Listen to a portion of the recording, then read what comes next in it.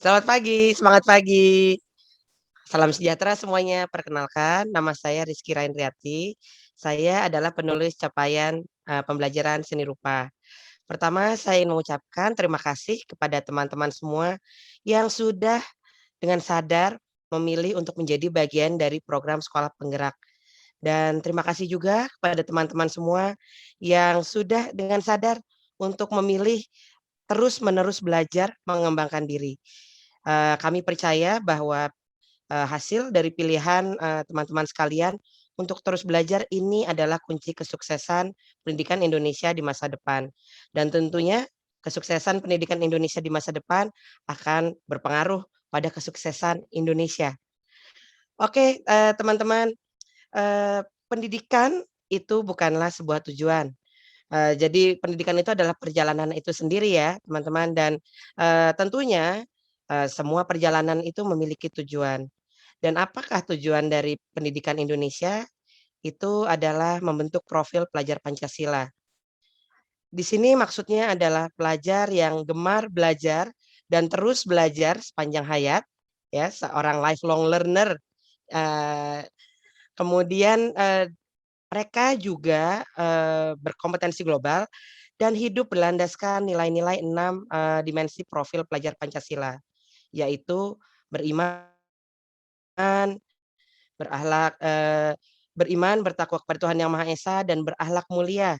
Berakhlak mulia kepada dirinya sendiri, kepada Tuhan, kepada sesama, kepada makhluk lain ya, hewan, tumbuhan, alam sekitar, dan juga negara. Kemudian juga, dimensi yang berikutnya adalah berkebinekaan global, menerima dan menghargai perbedaan, kemajemukan ide, budaya yang ada di sekitarnya. Yang berikutnya adalah mandiri, yaitu siswa mampu meregulasi diri.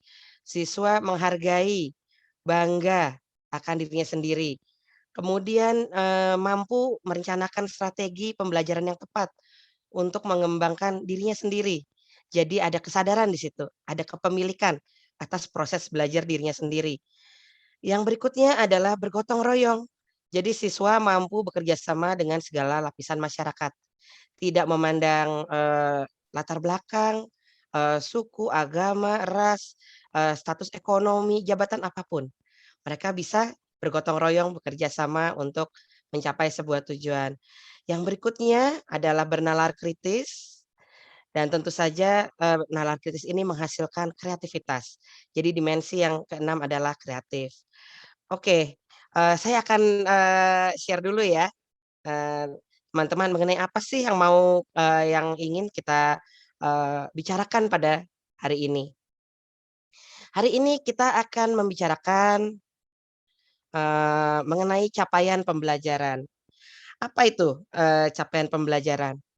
Nah, untuk mencapai tujuan kita tadi nih, yaitu membentuk profil pelajar Pancasila, maka pemerintah pusat sudah menyiapkan sebuah alat pandu, sebuah kompas atau sebuah GPS ya, Global Positioning System, atau mungkin juga, North Star gitu ya, bintang utara penunjuk jalannya itu berupa capaian pembelajaran. Nah, capaian pembelajaran ini, merupakan kompetensi pembelajaran yang harus dicapai peserta didik pada setiap, tahap perkembangan, mereka, ya, pada satuan pendidikan dasar dan menengah. Capaian pembelajaran ini juga memuat sekumpulan kompetensi dan lingkup materi yang disusun secara komprehensif dalam bentuk narasi. Jadi, bentuknya itu seperti paragraf, ya, bentuknya adalah paragraf yang berisi kompetensi minimum tadi, yang diharapkan dapat dicapai oleh siswa di setiap fase. Akan ada 6 fase di sini, yaitu fase A, itu umumnya untuk kelas 1 dan 2 SD, kemudian fase B untuk kelas 3 dan 4 SD, fase C itu untuk kelas 5 dan 6, kemudian fase E ini berbeda sendiri, itu untuk SMP, jadi kelas 7, 8, 9. Kemudian fase E itu juga unik, hanya 1 tahun, yaitu untuk kelas 10 saja. Kemudian ada fase F untuk kelas 11 dan 12. Nah, nanti teman-teman akan lihat, dalam paparan selanjutnya, dalam dokumen bahwa Sifat dari CP ini global dan memberi, ruang keleluasaan bagi satuan pendidikan untuk mengembangkan, sesuai kemampuan, potensi, visi misi, dan juga konteksnya masing-masing. Nah, ini yang tadi kita bicarakan ya teman-teman. Jadi kalau saya umpamakan nih, eee teman-teman ini ingin mengunjungi saya gitu ya, ingin mengunjungi saya di sebuah tempat bernama Profil Pelajar Pancasila. Nah, untuk menuju ke situ, mungkin saja kan teman-teman datang dari daerah yang berbeda-beda di Indonesia. Ada yang mungkin dari Merauke, dari Jayapura, mungkin dari Ambon, Manado, dari Balikpapan, Pontianak, Palangkaraya, ada juga yang dari Bali, Jogja, Banda Aceh, Medan, Padang, atau Lampung, atau bahkan, dekat sekali dari Tangerang Selatan, seperti itu. Nah, semua orang berangkat dari titik awal yang berbeda, tapi semuanya menuju satu tujuan. Disinilah peran CP sebagai GPS. CP, akan, memberi, umpan balik, menunjukkan arah mengenai apa jalan yang harus diikuti. Bagaimana cara yang, kira-kira terbaik untuk menempuh, jalan hingga mencapai tujuan itu. Jadi CP mengarahkan kita semua dari titik yang berbeda-beda, dari mata pelajaran yang berbeda, dari level yang berbeda, dari tingkat kemampuan yang berbeda, menggunakan CP sebagai panduan untuk menuju profil pelajar Pancasila itu tadi. Nah, capaian pembelajaran di sini itu sifatnya vertikal. Jadi ada gradasinya ya, terlihat, bagaimana semakin lama pengetahuan dan juga, skill ini semakin, berkembang. Jadi dalam penulisan CP ini tentu saja sangat mempertimbangkan tahapan perkembangan siswa ya, baik secara kognitif maupun, non kognitif. Dan mengembangkan keleluasaan bagi setiap satuan pendidikan untuk mengembangkan tadi ya, sesuai kemampuan, visi misi, potensi, dan konteksnya. Jadi mungkin saja untuk mencapai sebuah tujuan, eee, teman-teman yang berada di daerah taruhlah, eee, Sulawesi Selatan ya, mungkin di, Makassar, ini akan berbeda sekali dengan yang di daerah Pegunungan Bromo misalnya gitu. Jadi dalam penerapannya nanti CP ini bisa, ditempuh dengan berbagai cara. Jadi sekali lagi yang terpenting adalah esensinya, adalah tujuannya, oke, yaitu membentuk profil pelajar Pancasila, pelajar yang senang belajar sepanjang hayat, berkompetensi global dan hidup berlandaskan, nilai-nilai 6 dimensi profil pelajar Pancasila. Dalam, pembuatannya, CP itu mempertimbangkan prinsip pembelajaran yang yaitu terukur dan spesifik. Jadi, yang ditekankan di dalam CP ini adalah pemahaman. Kenapa tadi, CP ini disusunnya untuk satu fase, kenapa nggak per tahun ya, kok satu fase? Nah, ini karena supaya siswa memiliki keleluasaan waktu untuk benar-benar memahami sebuah konsep gitu ya, untuk mendalami sebuah pengetahuan dan menguasai sebuah keterampilan, suatu keterampilan yang relevan dengan hidupnya sehari-hari.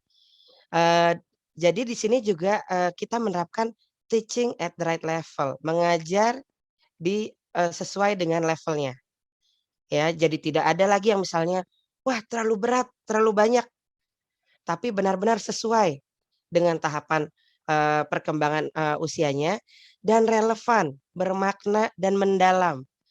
Misalnya, siswa tidak hanya pandai membaca, tapi siswa mampu memahami apa isi bacaannya. Atau misalnya siswa tidak hanya bisa berhitung, tapi dia bisa berpikir computational, bisa berpikir secara logis, secara runut misalnya. Atau yang penting itu bukan siswa mampu menggambar atau bermain musik, atau berlakon atau menari, tidak. Tapi bagaimana seni itu dapat, membantu siswa untuk menjadi orang yang kreatif, orang yang apresiatif, seperti itu. Nah, terukur di sini, kita menggunakan, taksonomi Bloom ya, dan spesifik kita akan, lihat di sini, ini juga sifatnya fleksibel, CP, sifatnya fleksibel. Jadi, di dalam taksonomi Bloom itu yang paling penting bukanlah tadi itu ya, bukanlah sekedar tahu, tapi yang paling penting adalah memahami. Nah, di dalam komponen capaian pembelajaran, itu di dalam sebuah dokumen, capaian pembelajaran terdapat 4 komponen, teman-teman. Yang pertama adalah rasional mata pelajaran, kemudian tujuan mata pelajaran, karakteristik mata pelajaran, dan capaian pembelajaran setiap fase. Mungkin untuk lebih jelasnya saya akan langsung saja masuk ke dalam contoh.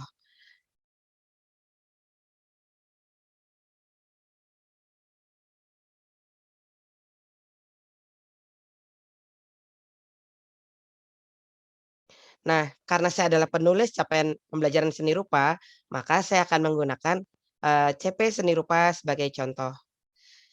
Pada rasional ini yang pertama, ini berisi mengenai mengapa mata pelajaran ini penting untuk dipelajari, oke?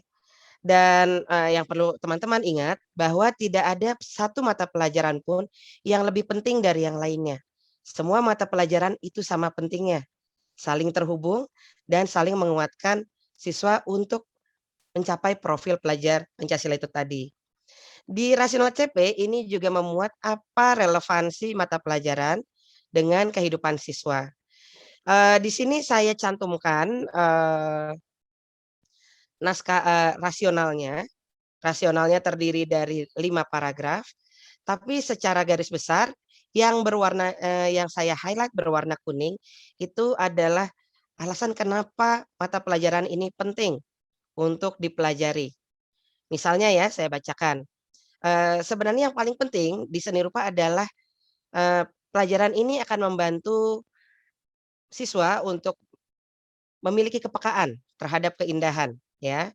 Sehingga mereka bisa memaknai hidupnya dan menjalani hidupnya dengan optimal.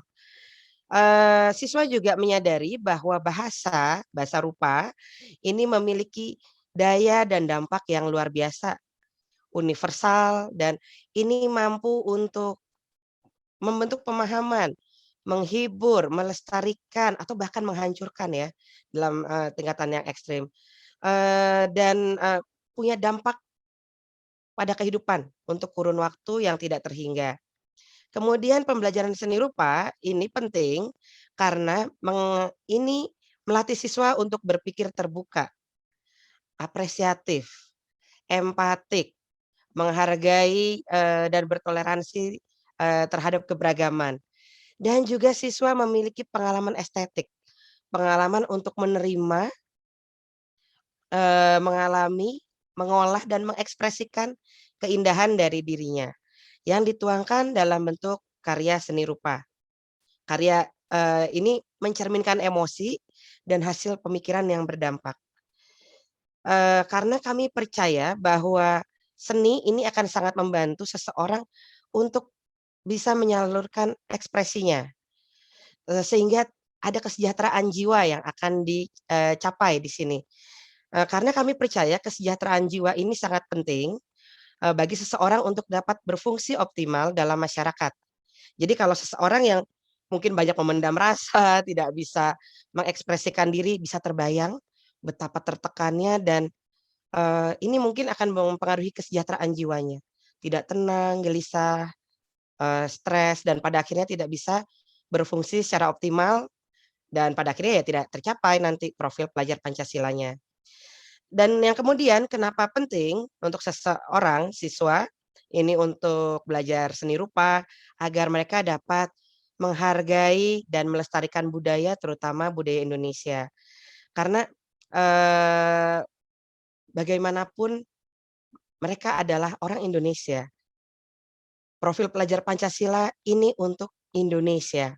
Jadi penting sekali buat mereka mengetahui, menghargai, dan tentunya melestarikan, karena tidak mungkin melestarikan kalau kita tidak menghargai. Kemudian, juga diharapkan anak-anak dapat melihat, merasakan, mengalami, sebuah keindahan dan dengan kesejahteraan jiwanya itu bisa memberikan dampak. Jadi, seni rupa juga mengajak siswa untuk berkontribusi secara langsung, kepada masyarakat. Paling tidak karyanya berdampak bagi dirinya sendiri, kemudian buat, orang-orang sekitarnya, dan harapannya pada akhirnya untuk, masyarakat yang lebih luas. Dan tujuan akhirnya apa dari rasional ini, eee, yang berwarna biru di sini saya highlight untuk, membentuk profil pelajar Pancasila. Di dalam dokumen berikutnya juga terdapat tujuan, CP. Ya tujuannya seperti yang tadi sudah kita, sebutkan berulang-ulang adalah untuk membentuk profil pelajar Pancasila. Jadi, capaian ini juga, menunjukkan bahwa seni rupa bertujuan menjadi wahana yang menyenangkan bagi siswa untuk mengalami gimana sih, bagaimana kreativitas dapat membantu meningkatkan kualitas hidupnya. Anak-anak kita sekarang belajar sesuatu, mungkin saja nanti apa yang mereka pelajari saat ini sudah tidak lagi relevan di masa depan. Nah, tujuan CP ini adalah bagaimana menyiapkan, membekali anak-anak dengan kreativitas, dengan nalar kritis, dengan kemampuan untuk, bekerja mandiri dan bergotong royong, dan bagaimana mereka, berkebinekaan global untuk mengekspresikan dirinya sebagai makhluk yang beriman, bertakwa kepada Tuhan Yang Maha Esa, dan berakhlak mulia. Jadi tujuannya, eee, adalah menjadi wahana yang menyenangkan gitu ya, untuk mendorong siswa menjadi seorang lifelong learner. Karena pembelajaran yang menyenangkan itu adalah kuncinya. Kalau siswanya tidak senang belajar, pasti mereka tidak akan mau untuk belajar lagi dan akhirnya tidak menjadi lifelong learner itu tadi.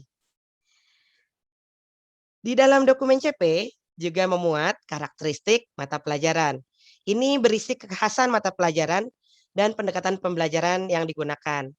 Misalnya pada, pembelajaran kami di, mata pelajaran seni rupa itu karakteristiknya adalah memberi ruang bagi pelajar.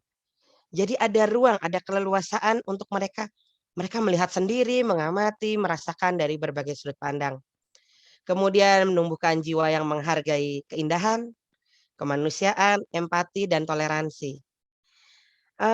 Mereka mampu nih, mereka ulang, sebuah pemahaman, mendokumentasikan prosesnya, dan, karakteristiknya adalah menghargai proses. Jadi di seni rupa yang terpenting adalah prosesnya, bukan hasilnya. Kemudian yang keempat, itu menghargai keunikan dan kemajemukan ide, nilai, value ya, value kehidupan, dan juga budaya. Dan bahwa seni rupa juga terkait dengan disiplin keilmuan lain dan berbagai aspek kehidupan manusia. Kemudian di dalam, sebuah CP, itu juga akan memuat elemen atau strengths yang melandasi pembelajaran. Pada seni rupa, kami memiliki, elemen yaitu berpikir dan bekerja artistik, kemudian ada mengalami, eee, ke kemudian menciptakan atau melakukan ya, berikutnya adalah, merefleksikan dan terakhirnya berdampak. Apa sih yang dimaksud dengan mengalami di sini? Mengalami maksudnya adalah mengenali, merasakan, bereksperimen, merespon berbagai sumber dari aneka gaya seni rupa, era, dan budaya. Termasuk juga mengeksplorasi berbagai media, alat, dan bahan teknologi dan proses untuk menciptakan sebuah karya. Jadi, mengalami di sini merupakan proses merekam dan mengumpulkan informasi, pengalaman, visual dari kehidupan sehari-hari. Jadi, dari mengalami ini, siswa tahu nih, oh ternyata untuk bekerja dengan pensil warna itu berbeda ya, dengan, bekerja dengan cat. Yang satu pewarna kering, satu pewarna basah, pastinya pandangannya juga berbeda. Kemudian misalnya, dalam hal menggunting dan menempel, siswa jadi tahu, "Oh, saya tidak punya gunting, apa yang bisa saya lakukan? Oh, mungkin saya bisa merobek. Bagaimana ya supaya merobeknya bisa rapi? Mungkin saya bisa lipat dulu lalu saya robek pelan-pelan sesuai dengan lipatan, atau saya menggunakan penggaris misalnya untuk menahan. Kemudian lem, wah lem ini saya tidak punya, ini terlalu mahal. Apa ya yang bisa saya lakukan? Oh, saya lihat di sekitar saya, apa ya yang kira-kira selama ini saya lihat sepertinya bisa merekat. Mungkin menggunakan nasi, menggunakan kanji, atau menggunakan, selotip atau apapun yang lainnya. Jadi mengalami ini penting sekali, mengalami seni rupa. Saya rasa ini juga sama di semua pelajaran lain, mengalami matematika, mengalami beragama, mengalami berbahasa, mengalami sains, ya. Jadi semua ini, eee, semua pembelajaran itu pasti mengandung unsur mengalami. Kemudian yang berikutnya dari pengalaman itu akan menghasilkan daya, kreativitas, imajinasi, pengalaman untuk menciptakan sesuatu. Menciptakan di sini maksudnya untuk melakukan, membuat sesuatu berdasarkan gagasannya sendiri. Jadi di sini siswa, berdasarkan pengalaman tadi mampu memilih dan menggunakan beragam medium atau teknik yang sesuai dengan konteks kebutuhan, ketersediaan, dan kemampuan. Dan, nah ini yang seru, bisa berbeda-beda di setiap daerah sesuai dengan alam sekitar. Mungkin nih yang di perkampungan nelayan bisa saja untuk, kegiatan misalnya menempel, itu menggunakan kulit-kulit kerang gitu, atau bisa juga menggunakan kulit telur ya, kulit telur. Atau mungkin di daerah pemulung, itu menggunakan plastik bekas, kenapa tidak? Di pantai menggunakan, pasir. Di, di pinggir sungai menggunakan tanah liat misalnya. Jadi sangat mungkin berbeda-beda antara satu daerah dengan daerah yang lain. Tidak apa-apa tidak seragam, bahkan, kami menganjurkan agar memang kita mendorong keberagaman ide itu. Kita menghargai setiap ciptaan siswa kita di sini. Kemudian yang berikutnya adalah merefleksikan. Di sini maksudnya siswa dapat menganalisa efektivitas gagasannya, metode penyampaian gagasannya, kemudian, penggunaan alat dan bahan yang, eee, digunakan pada sebuah karya, baik dalam karyanya sendiri maupun orang lain. Merefleksikan di sini juga termasuk memberikan sebuah umpan balik. Umpan balik ini dipandang sebagai informasi netral yang berguna untuk mereka, merancang strategi pembelajaran atau strategi pengembangan diri yang tepat untuk mereka sendiri. Kemudian di sini, ada berpikir dan bekerja artistik tadi. Jadi bagaimana dari pengalaman mereka mendapatkan gagasan, mengenai, sebuah material, mengenai sebuah, media, atau mungkin, mengenai penampakan, sesuatu hal. Kemudian mereka juga mengenali prosedur untuk berkarya. Misalnya nih, kalau saya ingin membuat lukisan, maka bagaimana ya langkah pertamanya? Apakah saya langsung, melukis atau saya harus membuat sketsa dulu, atau bagaimana? Kemudian apa ya yang bisa saya gunakan? Seperti itu. Kalau misalnya saya tidak punya kanvas, apakah saya bisa melukis di atas kain? Apakah saya bisa melukis di atas, kayu? Nah, ini adalah bagian dari bekerja dan berpikir artistik. Bekerja, dan berpikir artistik ini harapannya bisa mendorong siswa untuk mampu melihat peluang dan juga menjawab tantangan yang ada di sekitarnya. Jadi misalnya kalau daerahnya nih, taruhlah sering banjir, dia melihat peluang apa ya? Oh mungkin saya bisa menciptakan sebuah, alat gitu ya, atau misalnya menciptakan tanggul, desain tanggul seperti apa ya yang saya perlukan? Atau kalau saya mau mengajak orang untuk membuang sampah pada tempatnya, bagaimana ya cara sebaiknya? Apakah saya harus menggunakan warna yang cerah dalam poster saya atau saya, menggunakan warna yang lembut? Bagaimana pemilihan hurufnya? Ini semua ada di bekerja dan berpikir artistik. Dan yang terakhir adalah berdampak. Di sini siswa diajak untuk menyadari bahwa, segala yang dilakukannya itu memiliki konsekuensi. Setiap pilihan itu memiliki konsekuensi, termasuk ketika ia berkarya, bahwa karyanya punya dampak paling tidak untuk dirinya sendiri, mungkin dia merasa lega, merasa senang, bahagia, plong gitu ya, setelah berkarya dan mungkin saja itu juga punya dampak untuk orang lain, bagaimana orang lain yang melihat itu merasa terhubung dan tergugah untuk, melakukan sesuatu. Jadi di sini, siswa diajak untuk bertanggung jawab atas, pilihan, eee, dan karyanya masing-masing. Oke, kita akan masuk kepada contoh bunyi capaian pembelajaran. Kali ini saya mengambil, contoh pada fase A, seni rupa fase A. Umumnya kelas 1 dan 2. Eee, pada capaian pembelajaran seni rupa, kami juga mencantumkan dulu, semacam penjelasan mengenai seperti apa sih kondisinya fase A itu. Ternyata fase A itu yang umumnya adalah anak kelas 1, 2 itu terdiri dari, 2 fase. Umumnya anak-anak kelas 1 itu berada di prabagan. Gambar-gambarnya masih, jauh dari proporsional tentunya, tidak ada garis pijak, garis horizon, semuanya sama besar, tidak ada jauh dekat. Kemudian, eee, biasanya gambarnya tembus pandang, rumahnya terlihat isi dalamnya, dan, mereka kebanyakan sambil bercerita. Kemudian di masa Bagan ini bentuknya sudah lebih jelas. Misalnya, ketika siswa diminta membuat lingkaran, mereka sudah dapat membuatnya. Ini berbeda dengan, eee, kelas 1 yang umumnya masih bentuknya tidak beraturan. Sehingga bunyi capaian pembelajaran fase A seni rupa adalah, di akhir fase A, siswa mampu menggunakan bentuk-bentuk dasar geometris sebagai ungkapan ekspresi kreatif dalam respon berbagai objek dari dunia sekitarnya dengan konsep bentuk yang jelas, ya. Ini sangat global, bunyinya sangat umum. Ok, jadi kenapa sangat umum?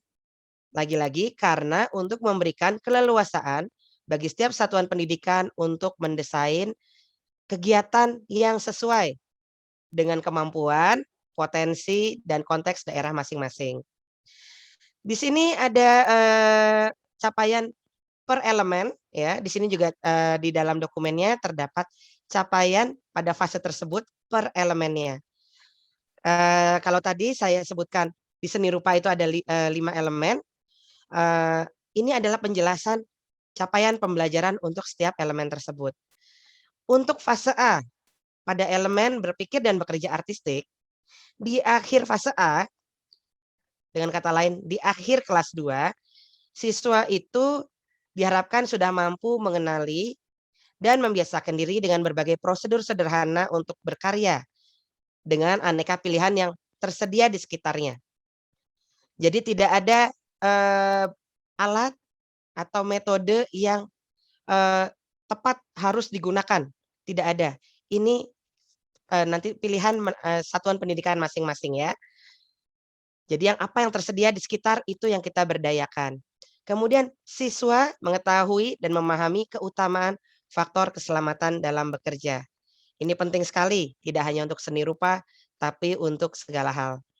Kemudian pada elemen mengalami, di akhir fase A, siswa diharapkan mampu mengamati, mengenal, merekam, dan menuangkan pengalaman kesehariannya secara visual, ya dalam bentuk yang terlihat nih maksudnya, dengan menggunakan bentuk-bentuk geometris.